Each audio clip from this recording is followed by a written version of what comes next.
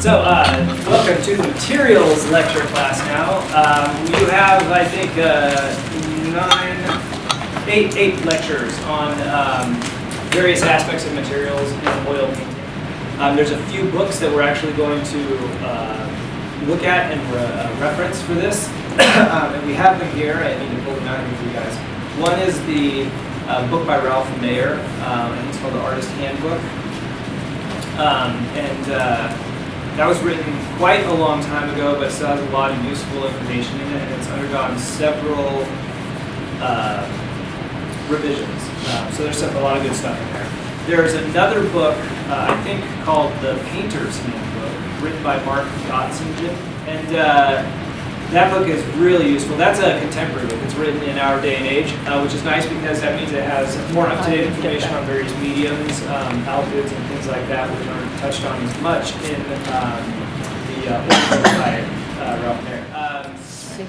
Now, he is actually really big into materials, and he founded a website that was on the web for a while called Amian.org, and it was run by a bunch of conservators. And those conservators would answer questions that any artist would put forth on the website.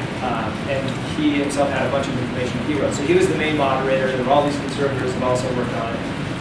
And so for a while, there was this wealth of a ton of information. And it was great because they didn't cite specific brands. They would always talk about the underlying principles behind each medium or each topic, so that you can make an informed decision. So there's no bias there. Is it Amian? Yeah, but it's no longer on the web. Oh. So the next best thing is to look at his book that he has, because most of the questions that were asked on the website were actually in the book already. So make sure you pick up a copy of that. What we're going to cover each week is listed in the textbook. This week is brushes. It's like next week we're talking about oil paint and the chemical structure of oil paint. Then we move into mediums and then specific pigments, supports, then grounds and sizes, stretching and mounting, and then varnishing at the end. So each week we're going to cover a different topic. For the most part, we're going to have to run through it and give you the highlights of each topic, because an hour or so on each is really not enough to get super in-depth, but that's why we have the textbooks. Each of those books has an entire chapter devoted to what we talked about in class here, so each week you should be going home and reading the chapter associated with the topics we referenced here to have a better understanding of what we've gone over. So this week we're covering brushes. First is going to be the style of brush, the type of brush, why it's shaped the way it is. And secondly, we're going to be covering the types of hairs in each brush and why we might use each one. And then finally, just a little bit on brush maintenance and how we should care for our brushes, since you guys will be getting heavily into painting starting next week. So I have jotted down on the board here some of the most common names of brushes. The last one I didn't jot down, but I will, so I don't forget, is the mop. So we have a bright, a flat, a filbert, an egbert, a round, a fan, and a mop. Yeah. These are not referencing the hair. It's referencing how the hair is put into the brush to make a particular shape. Now the brush itself consists of three parts here. We have the handle. This metal part here is called the ferrule. And then we have the hair. Now, a well-made brush actually traditionally doesn't even have any glue in it. If you do put glue in it, you do run the risk of the base of the brush getting clogged up, and as the glue expands and contracts, depending on the type of glue you use, it can alter the shape of the brush. So historically, they would just be clamped on. And so you can actually see the crimping here. We have a double crimp here at the bottom and then a crimp here at the top. So this crimping here at the bottom is to attach the ferrule to the handle, and then the crimp at the top is to secure the brushes in place. Now, most companies today, however, do use some form of glue. We're in a day of wondrous age where they've engineered glue to have a little to no expansion or contraction or flexing. So several brush companies will actually just glue everything on here and then just crimp this part here to create the shape, and then the glue itself will hold and last. And so this crimping down here, for example, is more of just a stylistic decoration, right, to the brush. Because if anybody sees a brush without the crimping, it looks weird and they wonder why it's not crimped. Now, if you want to get into seeing how brushes are made, there's lots of interesting sources for that. Rosemary brushes themselves will actually give little demonstrations on how to make brushes. And when Cindy comes into town in a couple of weeks, she usually sits down out there and she'll be like, okay, this is how we make a brush. And she like throws all the hair in there and crimps it, and it's a beautiful looking brush. You know, sourcing the hair from the animals or whatever synthetic fibers can be a laborious process in and of itself. They did describe it to us when we went to England. Their badger hair, for example, or maybe it was the sable hair. It must have been the sable. Like a big ball of hair that goes to these people in some country, and then these women all sit around the table and then like sort the hairs, and they sort them in different sizes, and then they get them all sorted out, and then they send them to Rosemary, and so Rosemary opens it up, and it's a batch of all hairs that are the same size and the correct orientation can be turned into brushes. It's very time-intensive work. And so per ounce, sable hair is more valuable than gold, for example. Just to give you an idea, this is why brushes are so expensive. A lot of work has to go into making a good brush. So let's take a look now at the various shapes. The first we have is a bright. Now a bright is characterized by let's see, here. A very short, almost stubby looking extension of hair. It's almost square. They usually look square or even sometimes a little more squat than square. And this is just used often for scumbling. These are great for doing the scumbles because you have a lot more control and it's a smaller area. You don't end up loading your brush too much with paint. There's not as much flexing as you would get with one of the longer brushes. So you can apply more direct pressure and control with the bright. It's also used for laying down little tiny chunks of paint as well. We've mentioned before, and we'll talk more about in the future, the idea of tiling, getting a little piece of paint and then laying a little tile on, like 1,000 little mosaics that you soften out. Well, bright is good for small, tiny little tiles, very, very controlled. The next down the list is a flat. A flat is essentially the same thing as a bright, except that it's longer. It should be right angled, like a bright, and it should extend straight out so that it doesn't wobble or come to a point in the center. And it should, for the most part, take on a somewhat wedge-like shape towards the end, especially when wetted. You'll notice that some brushes, when they're dry, do fuzz out a little bit. That's expected, that's common. A lot of these are natural hairs, some of which are unpredictable. But when we wet a brush, and let me see if I can come over here and just wet this one a little bit here. A little oil in. When we wet a brush, it should reveal its true shape, which this is a great flat here. It comes to a nice, see that chisel, sharp edge point, which is a little bit of oil on it. So this is what it should look like when we are using it with paint. That flat will have a nice chiseled edge and a long extension of the hairs. Now this is good for having softer paint application and longer strokes. It can hold a lot more paint than a bright, so it's suited for longer strokes. It's also going to have a little bit more spring with it, so it's going to be better for those soft on, soft off marks that we talked about on Tuesday. One of the other fantastic things about a flat brush is that it's able to create very, very sharp edges and straight lines because it's got that nice sharp edge. So when we are making a stroke, instead of making our typical stroke where we paint across like this, we use this on its edge and cut across this way, then we can create a nice, long, clean, straight line, more so than with any other brush. Some brush companies make extra long flats. This one by Rosemary actually is an extra long flat, which distinguishes it from a typical flat in that instead of being about 1.5 times the width, it's about 2 times the width. And that's going to give you a little bit more spring and a little bit more paint load to it. So you have a variety of control options there.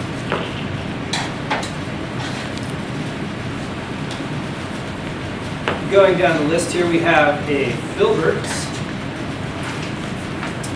And this is an example of a filbert here.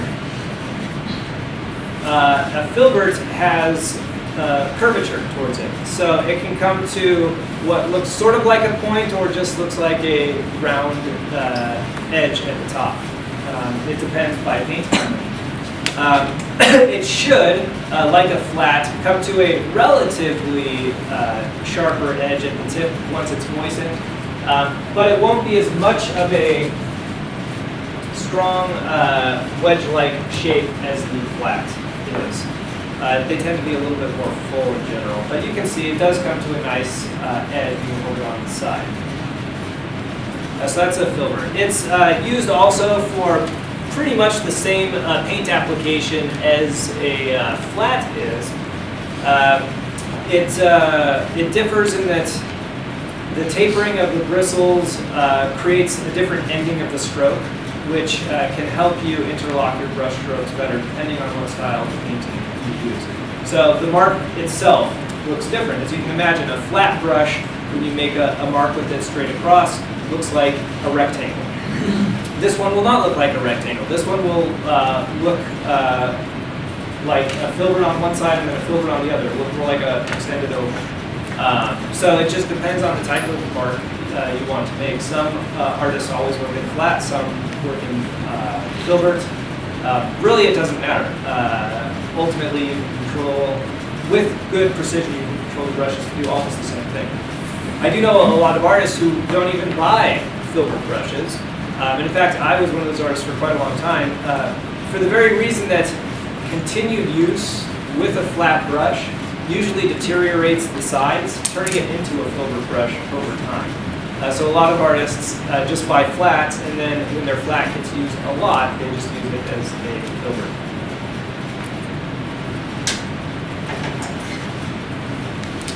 An eggbert is interesting. An eggbert's come back into fashion, actually.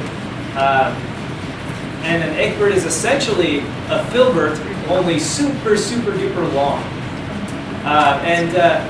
It's used for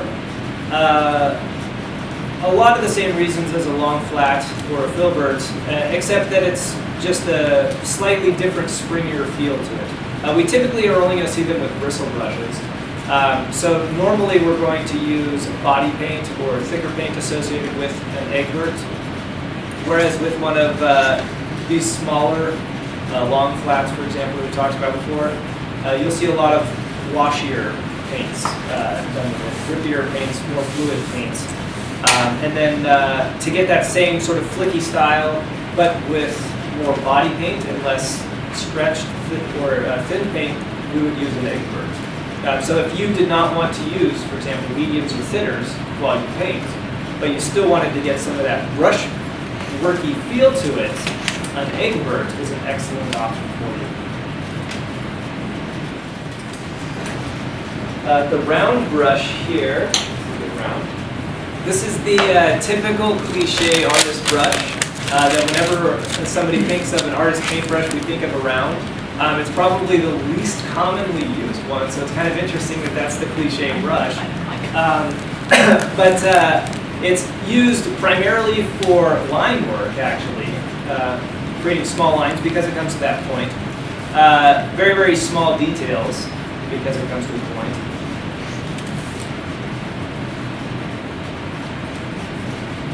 And not much beyond that, just little lines and little details.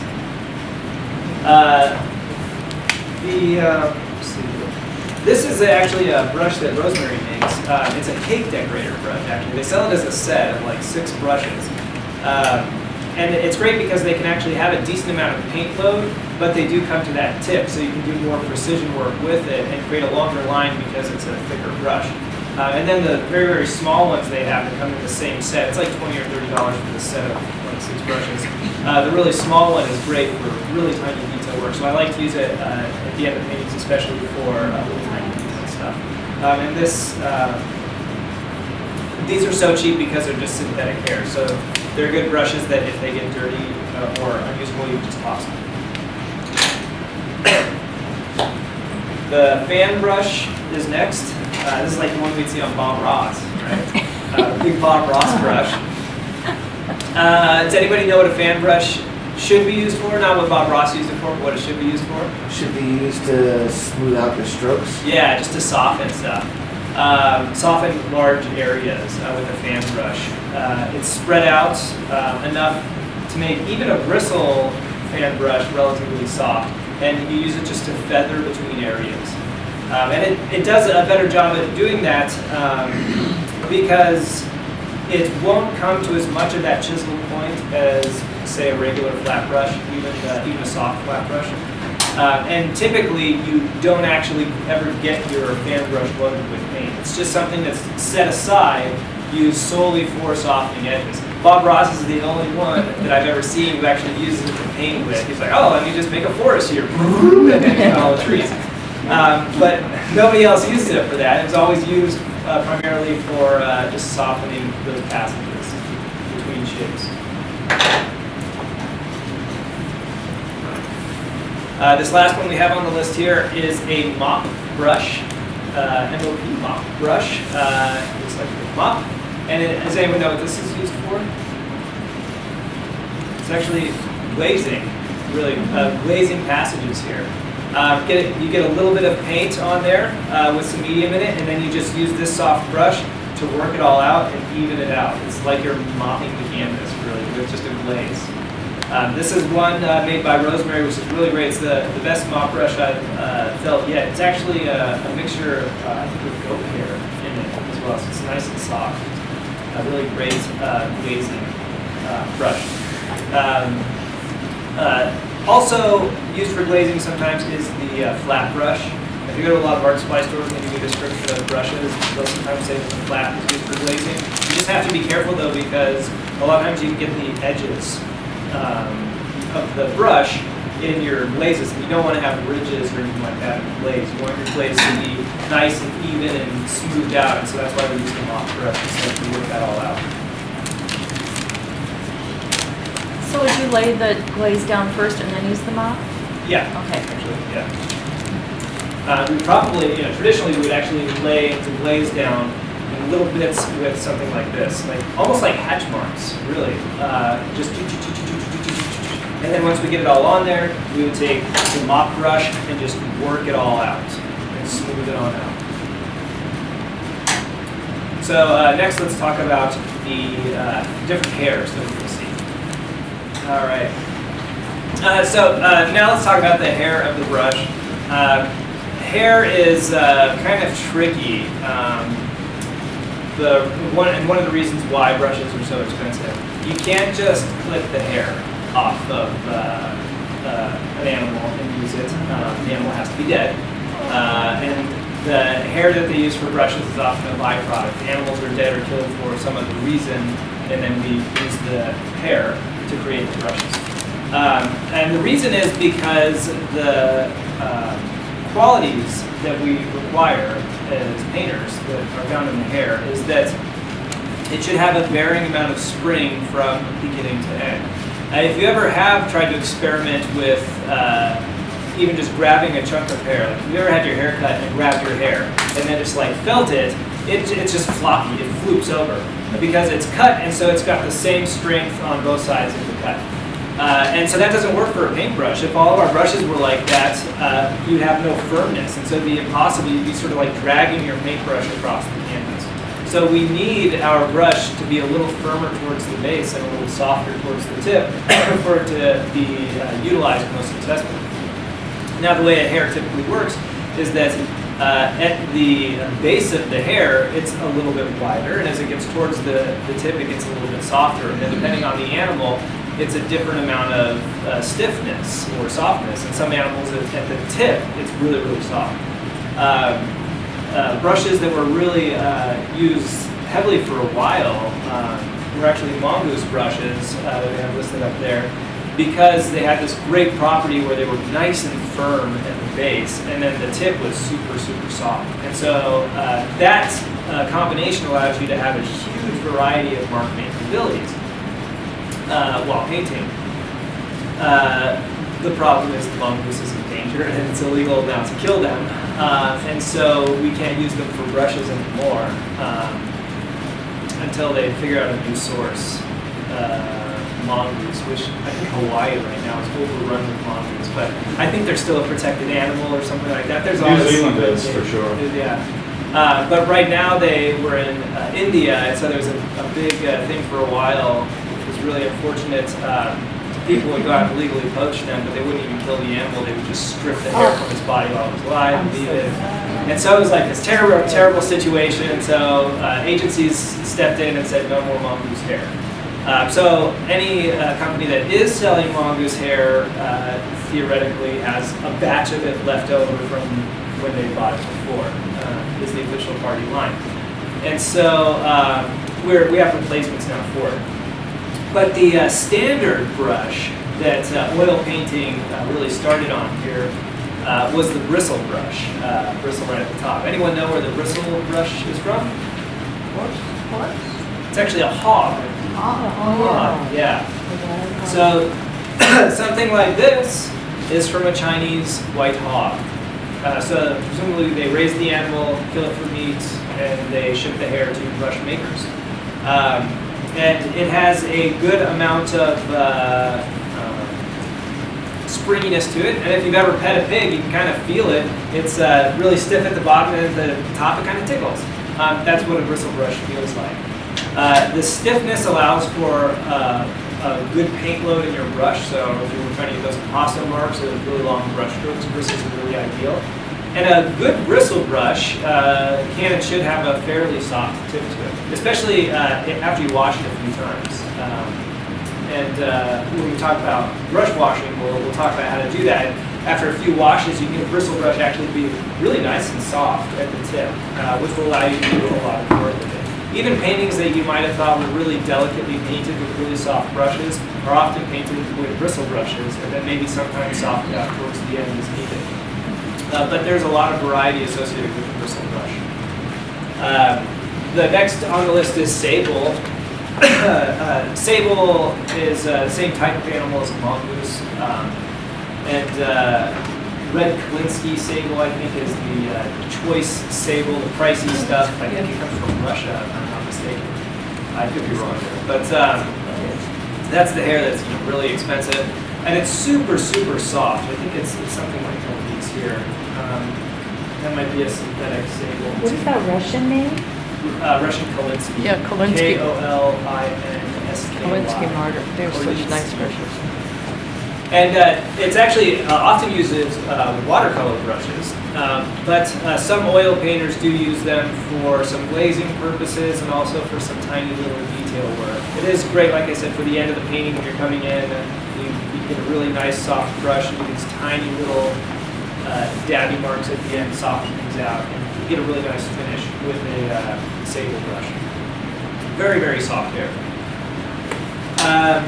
So the mongoose is sort of a type of sable, but Rosemary actually right now is using a replacement for the mongoose, and that's actually badger.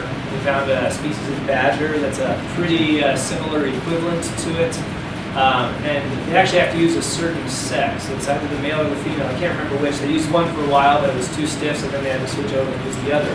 And I have an example here. This is actually one of the old mongoose brushes that Langnickel used to put out, so you can feel the softness of that.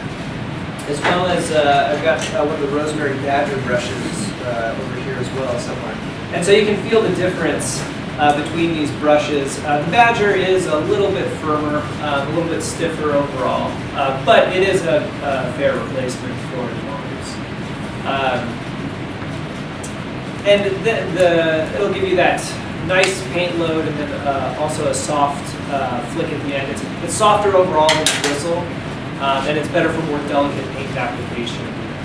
So especially for faces and things like that kind of painting where I want a lot of nice little detail and superior subtle control, especially, I'll go with the Badger brush or the Mongoose brush there. Typically, when I'm painting myself personally, and you'll see me doing demos, is that I like to lay in with bristles because I can throw a bunch of color on really quickly without having to do too much working with the brush, because the bristle brush will scoop up paint and just lay it down really fast and quickly. It's also great for drawing. When I do when we do the open preside assignments on Tuesday, all that scumbling and stuff we have to do, you're going to need to do it with a bristle brush. You can't do it with a softer brush like a Mongoose or Badger. You'll destroy the brush, first of all. Secondly, the hairs are so soft that they sort of splay out and you can't have as much control. It's sort of like the difference between trying to draw with a paper towel versus draw with a pencil. The pencil is more rigid, it gives you that supreme control. Trying to make marks with a paper towel is just so flimsy, it's hard to control. So those represent two extremes, and then bristle brushes versus the softer brushes are somewhere in the middle there. So we're going to be doing a lot of our scumbling work and our drawing work with the bristle brush. Then we'll probably pull in some softer brushes towards the middle and ending stages of the painting. And then for the very end of the painting, we'll pull out either some really soft brushes to soften things out, or maybe even some bristle brushes to put on some of those impasto accents towards the end. So each of these hairs is going to have their own particular function. If you utilize the same brush throughout the entire painting process, you really will end up struggling with your materials a lot. Your painting will suffer because of it. So it's a good idea to select the appropriate hair for the appropriate situation. That's why we're here. We're trying to learn all that together as we go through, so you're not trying to waste your time working with an inappropriate brush that can take you 2 or 3 times longer to paint with. So synthetics, the next one right here, have come a long way, and we still have some bad ones out there, but we also have some really, really good ones out there. This just represents a simple, cheap synthetic brush. It's I think what we call Taclon fiber. It's kind of just like an acrylic fiber. One of the issues with a brush like this is that it's a very similar springiness or rigidity from the base to the end. It's not as soft and flimsy as like human hair cut would be, but you'll notice the tip is just as stiff or harsh as the base spring, and as a result, it can create a lot more ridges in the on the painting when you're doing a stroke. It's a lot more difficult to do the soft on, soft off. You have to have greater sensitivity of your hand to be able to pull that off and compensate for the fact that the brush isn't naturally soft. And ideally, you want your brush to be soft at the tip, so you can do that soft on and then hit the belly of the brush and do the paint load and then soft off and just have an even stroke with those gentle edges that lock into the other strokes, so that all your strokes kind of lock into each other. If you end up with a brush that's kind of like this, where it's the same firmness, then you can often get a ridge or such an abrupt ending or beginning of the stroke that everything is tiled on and there's ridges in between the tiles. And then when you go to soften that, the ridges can become problematic because you have that excess paint around the borders of your stroke, which kind of drag into other areas, and it ends up becoming a bit of a hassle. They're still usable, it's just a lot harder to use them. Now, I think this pack was on the supply list representing kind of the cheapest brush you can get and kind of get away with if you work really hard at it. Obviously, it's not the first choice that you would have as far as selecting a brush, but I will say in the pack that this comes in, I think it comes in a pack of 5, the little tiny round that comes with that pack is actually pretty useful for some final details, whereas the flats are a little challenging to work with because of that ridge nature that they use. On the other hand, some companies, like Rosemary brushes, have come quite a ways in developing their synthetic hairs, and this one here is a synthetic hair. They've taken their standard synthetic hair, I believe that they use for bristle replacement,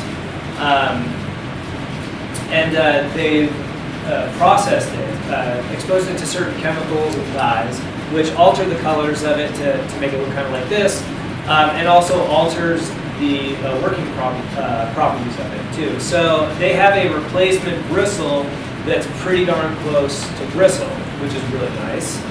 It handles great, and it also holds its shape and lasts longer than the natural hair. Natural hairs, like human hairs, wear out. They get split ends, dead hair, that's affects the workability of the brush. And so every once in a while you have to replace your natural hairs. Synthetic hairs will hold up to a lot more abuse. A lot more of the scraping in the bottom of your turf jar to clean them off. The natural hairs, the synthetic hairs will hold up. They'll retain their shape a lot more. Now, I've got a few of the rosemary synthetics. The one that I like to use most that's on the paintbrush set that they have for me is what they call a comber. And this comber style that they do compensates for the lack of variation of spring found in synthetic brushes. So I talked about before, a natural brush has more stiffness at the base and softness at the tip, right? Well, it's really hard to do that with a synthetic fiber because the machine would have to cut on such a small scale to get a micro millimeter thicker on one end versus the other. So what this does is it staggers the hair. So there's 2 rows of synthetic fibers that go in like this, so that it's jagged at the tip, and so there's a softer tip than there is at the base. So it behaves a lot more like the mongoose and battery replacements. And it'll handle very similar to those. The main difference being it'll stay softer and retain its shape significantly longer. One of the things with like the old Lang Nichols mongoose is the more you use them, they would kind of just like spread out and become like these sort of jaggedy mock brushes towards the end. Where these guys, I use again and again and again. And in fact, the way that we'll talk about cleaning brushes, I had, was it this brush? We had this brush here, and I had forgot to wash it. And it was dried hard. And so I went back there about 10 minutes ago and washed it out. Now it's nice and soft again. And so we can restore it and keep using these. A natural hair, it's a little harder to wash it, to put back through the wringer and get it to the same level of softness as it was. So they'll take a lot more use. And the nice thing is they typically cost a little less money because they're synthetic as well. Historically, there's a few more random miscellaneous hairs. Squirrel was used for a while, horsehair was used for a while. Some of them, and goat hair, some of them do slip into various brushes. Even rosemary, I think, uses like horsehair and various blends in some of their brushes. They don't really advertise what they are. They just say, this is suited for this, because they know the feel of each brush. Experienced brush maker knows the springiness level and what uses it can have associated with the paint. So you just have to be aware. But if you ever see like camel hair brush, that's not really camel hair. That's usually squirrel, just so you guys know. Why do they sue? I can't remember. I did find out once why it was called camel hair. It might be actually listed in one of the textbooks. I can't recall. But, It's sold better. It's sold better. It's sold better. That's right. Yeah, no one wants to spoil that. But those cheaper hairs are usually saved for more craft brushes. But the miscellaneous? Fine artist brushes. What's that? You said the miscellaneous? Yeah, like squirrel hair. Are they good or not good? It depends. If you go to a reputable company like Rosemary or Wintergreen or one of those guys, if they have a blend of hairs, it's probably pretty good. But if you go to like the craft brushes, they'll use like squirrel hair and stuff, which is not going to do very well. Do they ever mix synthetic with real hair? Sometimes they do, yes. Yeah. I think I've actually heard of Kolinsky brushes being mixed like that to cut down the cost of the Kolinsky brush, because you could end up paying $100 for a brush, even more if it's like this size for a Kolinsky brush. So they can thin out some of the expensive hairs with some synthetic hairs. Question? Are all sable brushes soft? Yes. And they're for the all most part. either sourced from mongoose or beaver? No, there's various sources. The sable is its own animal. Is its own animal, yeah. But they're all the same type of animal. They look like cute little ferrets. Yeah. So let's talk a little bit about brush maintenance. Lots of different viewpoints on brush maintenance. Some artists say wash your brushes every day. If I had to wash my brushes every day, I'd probably never paint again, to be honest. But we can take more reasonable measures if we don't have the time to wash our brushes each day. And in fact, some people have the viewpoint that you shouldn't wash your brushes each day because it's like human hair, and the more you wash a natural hair, the more you can start to break it down. And so you wouldn't wash your hair every single day, and so we would wash our brushes every single day. The various standpoints on it first are that some artists will just rinse their brushes only with oil, and then suspend them in oil overnight.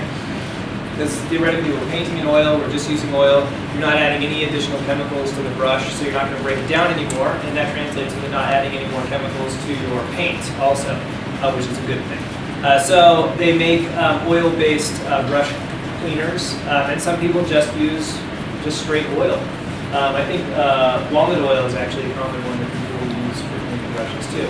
And they'll just have a jar, and they just rinse it in there, and then they wipe it off on their brush handle, and then at the end they either just set it somewhere cool or suspend it in oil as well. Almond oil or walnut oil? Walnut, Walnut. yeah. What about Dove soap? I'll get to that. Yeah. A second method that a lot of artists use, probably more commonly, is to actually rinse with a thinner such as terpenoid or Gamsol or turpentine. That is a petroleum distillate. It breaks down oil paint and it strips oil away. And so that's really good for especially like alizarin, like we looked at today, which stains a lot. Thinner gets all that right out. Now the problem with using that is it tends to dry out the brushes a lot. You know, if you ever get any of this thinner on your hands, the main thing you'll notice more than anything else is that it just strips all the oils off your hands, and your hands just feel really dry. And that's what it can do to brushes, actually. And as your brushes dry overnight, they can start to feel harder. So if you were to just clean them with turp and then come back the next week, your brushes would actually probably be a little hard. You'd have to clean them out or wash them out. The third option that a lot of artists, or some artists will do, is actually wash their brushes with soap each day. Now soap, they make a variety of cleaners on the market. There's like a Mona Lisa brand that works really well to get paint out.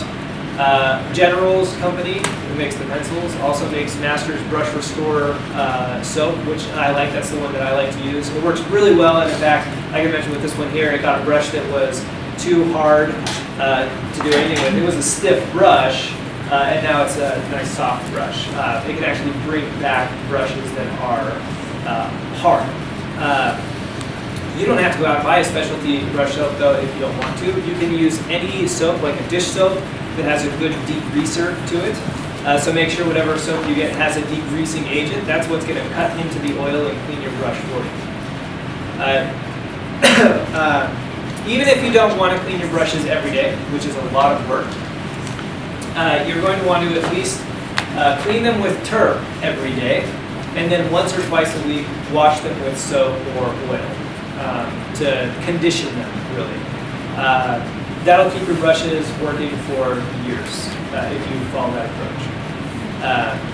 To actually clean the brush, first wipe everything off with a paper towel before dipping into your turp or before going to the sink and washing it off.